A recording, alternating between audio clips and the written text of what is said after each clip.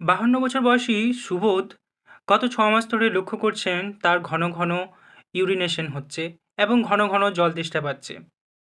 তার সাথে লক্ষ্য করেছেন যে তার 6 মাস থেকে ওজন ক্রমশ কমে যাচ্ছে এবং সবসময় একটা দুর্বল ভাব লাগছে।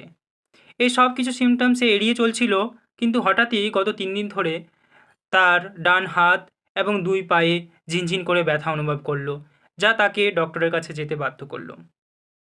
কী এই সমস্যা? আসুন জেনে নিই। হ্যালো এভরিওয়ান, আমি ডক্টর সুমন।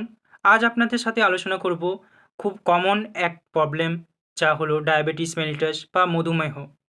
আসুন জেনে নিই। ডায়াবেটিস মেলিটাস বা মধুমেহ হলো এক খুবই কমন এন্ডোক্রাইন বা মেটাবলিক ডিসঅর্ডার। এর পেছনে থাকে হাইপারগ্লাইসেমিয়া, অর্থাৎ রক্তে সুগারের পরিমাণ বৃদ্ধি পাওয়া। কিন্তু এটি মূলত একটি হরমোন ঘটিত রোগ, যার কারণ ইনসুলিনের ডেফিসিয়েন্সি বা ঠিকমতো কাজ করতে না পারা। আমাদের শরীরে রক্তে শর্করার মাত্রা সাধারণত 70 থেকে 100 মিলিগ্রাম পার ডেসিলিটার থাকে। তাহলে হঠাৎ এই ডায়াবেটিসে হাইপারগ্লাইসেমিয়া বা রক্তে শর্করার মাত্রা বাড়তে গেল কেন? মিষ্টি খাবার খেলে বা শর্করা জাতীয় খাবার খেলেই কি রক্তে শর্করার পরিমাণ বা গ্লুকোজের পরিমাণ বেড়ে যায়? এর উত্তর হলো না। মিষ্টি জাতীয় খাবার বা শর্করা জাতীয় খাবার খেলেও আমাদের শরীরে শর্করার মাত্রা সাধারণত নিয়ন্ত্রণেই থাকে। আর এই নিয়ন্ত্রণে সাহায্য করে আমাদের অগ্ন্যাশয় বা প্যানক্রিয়াস থেকে আইলেটসের বিটা সেল থেকে খরিত ইনসুলিন নামক হরমোন।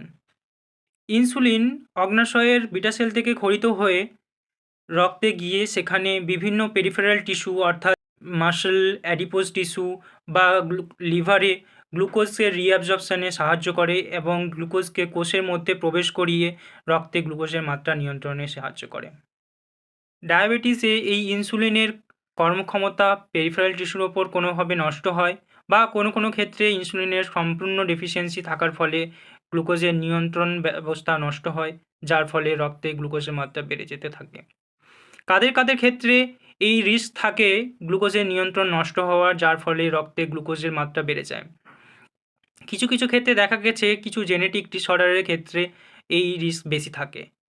আবার কিছু ক্ষেত্রে ফ্যামিলি বা বংশগত কারণেও এই রিস্ক বেশি থাকার সম্ভাবনা থাকে।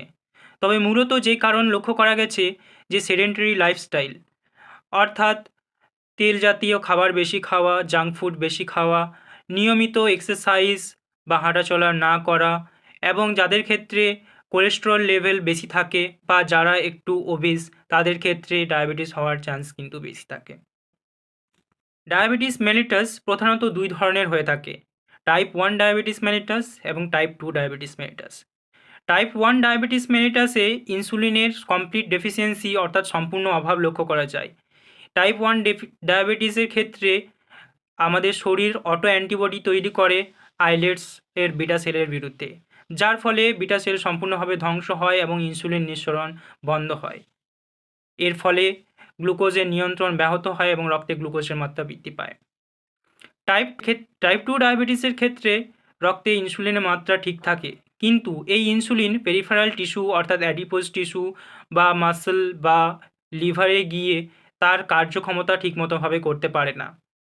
সেখানে গ্লুকোজের রিআপটেক ঠিক মতনভাবে হয় না, যাকে ইনসুলিন রেজিস্ট্যান্স বলা হয়ে থাকে।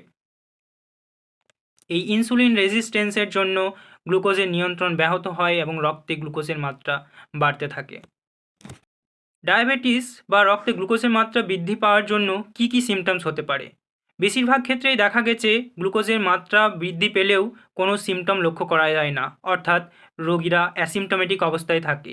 এর ফলে ডায়াবেটিস এর ডায়াগনোসিস খুবই ডিফিকাল্ট হয়ে যায়। রক্তে গ্লুকোজের পরিমাণ বৃদ্ধি পাওয়ার জন্য সেই গ্লুকোজ কিডনি দিয়ে পরিশ্রুত হয়ে এক্সক্রিট বের হয়ে যাওয়ার সময় বেশি পরিমাণে জল নিয়ে বের হয়। এর ফলে ঘন ইউরিনেশন দেখা যায়। এই ইউরিনের মাধ্যমে জল বেরিয়ে যাওয়ার জন্য বেশি পরিমাণে জল তেষ্টাও পেতে থাকে। এছাড়াও ওজন হ্রাস এবং দুর্বল মনোভাব হওয়া এইগুলোও লক্ষণ হতে পারে। ডায়াবেটিসের জন্য কী ক্ষতি হতে পারে? ডায়াবেটিস এক সাধারণ রোগ, কিন্তু এর ক্ষতিকর প্রবণতা খুবই মারাত্মক। বিভিন্ন অ্যাকিউট বা ক্রনিক কমপ্লিকেশনস এর জন্য হয়ে থাকতে পারে, যেগুলি আমাদের জন্য খুবই ভয়ানক। যেমন অ্যাকিউটলি ডায়াবেটিক কিটোঅ্যাসিডোসিস বা হাইপারগ্লাইসেমিক হাইপারসমোলার কোমা মতো ভয়ানক কমপ্লিকেশন হতে পারে। আবার দীর্ঘদিন ধরে ডায়াবেটিস থাকার ফলে ডায়াবেটিসে এই অতিরিক্ত শর্করা আমাদের কিডনিকে ক্ষতি করে, ডায়াবেটিক নেফ্রোপ্যাথি, আমাদের চোখে ক্ষতি করে, ডায়াবেটিক রেটিনোপ্যাথি, এবং পেরিফেরাল নার্ভকে ইনজুরি করে ডায়াবেটিক নিউরোপ্যাথি মতো রোগও ঘটাতে পারে। এছাড়া বড় বড় বিভিন্ন অর্গান অর্থাৎ হার্ট, ব্রেন এবং ধমনী বা শিরাতে গিয়ে এই গ্লুকোজ জমা হয়ে সেখানে করোনারি আর্টারি ডিজিজ বা হার্ট অ্যাটাক, সেরিব্রোভাস্কুলার অ্যাক্সিডেন্ট বা স্ট্রোক এবং পেরিফেরাল ভাস্কুলার ডিজিজের মতন রোগও ঘটিয়ে থাকতে পারে, যা খুবই ভয়ানক। এই কমপ্লিকেশনগুলো সম্পর্কে অন্য কোনো দিন ডিটেলসে আপনাদের সাথে আলোচনা করা যাবে। কিভাবে ডায়াগনোসিস করা হয় এই ডায়াবেটিসের? সাধারণত রক্তে শর্করা বা গ্লুকোজের মাত্রা চেকের মাধ্যমেই এই ডায়াগনোসিস করা হয়। ফাস্টিং ব্লাড সুগার এবং পোস্টপ্রান্ডিয়াল ব্লাড সুগার বা কিছু কিছু ক্ষেত্রে র্যান্ডম ব্লাড সুগারও ব্যবহৃত হয়ে থাকে।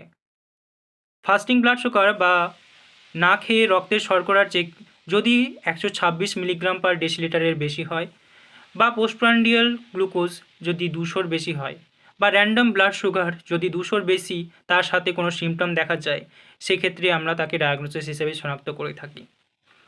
এছাড়াও লং টার্মে যাদের ডায়াগনোসিস হয়ে থাকে ডায়াবেটিস, তাদের ক্ষেত্রে HbA1c বা গ্লাইকেটেড হিমোগ্লোবিন লেভেল চেক করা খুবই প্রয়োজন হয়ে ওঠে, যা লং টার্মে গ্লুকোজ কন্ট্রোলকে ইন্ডিকেট করে। ডায়াবেটিস অ্যাসিমটমেটিক থাকতে পারে, তাই 35 বছরের বেশি বয়স বা যাদের ক্ষেত্রে হাই রিস্ক কোনো আছে বা প্রেগনেন্সির ক্ষেত্রে নিয়মিত গ্লুকোজ চেক করা উচিত। ডায়াবেটিসের ট্রিটমেন্ট বা ম্যানেজমেন্ট কী? সাধারণত লাইফস্টাইল মডিফিকেশান, এছাড়াও টাইপ 1 ডায়াবেটিস যাদের থাকে তাদের ক্ষেত্রে অবধারিতভাবে ইনসুলিন নিতে হয়। টাইপ 2 ডায়াবেটিস ক্ষেত্রে প্রথমে বিভিন্ন ওরাল হাইপোগ্লাইসেমিক এজেন্টস যেমন মেটফর্মিন, গ্লেমিপ্যারাইড এইসব ব্যবহৃত হয়ে থাকে, এবং তাতেও কন্ট্রোল না হলে সেক্ষেত্রেও ইনসুলিনের প্রয়োজন হতে পারে।